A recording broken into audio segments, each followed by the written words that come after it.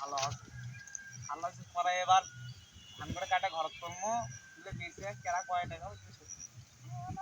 না না কাম মারো দাম বেড়ে 600 টাকা করে কাম না 650 টাকার কাম কাম আম করতে গে চল চল আব্বা ও বেটা ও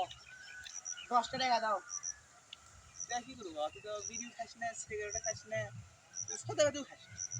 10 কি করবো বাবা কি করবো জানো না ক করলে সমস্যা কি বাপ বেটা কে